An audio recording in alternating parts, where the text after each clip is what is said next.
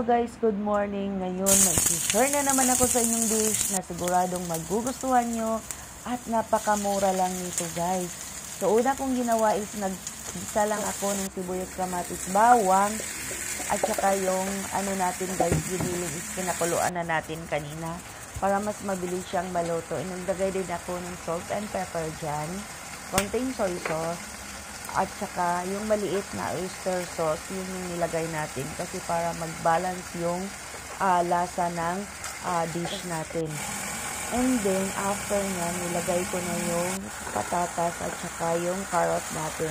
Halo-haloin nyo lang and then pakuluan konti. Ilagay nyo na din yung thickening agent. Bahala kayo kung anong thickening agent ang nilalagay nyo. Yan kasi yung nilagay ko kasi yan lang yung meron ako. And then, naglagay ako ng konting water, pinakuluan ko lang siya, nilagay ko na yung tomato sauce natin, and then naglagay na ako ng sansili, and then ito na guys, luto na siya. Masarap, simple, pero napakasarap niya. Thank you! Sa ulitin guys, madami pa tayong matutunan na maluluto natin dito.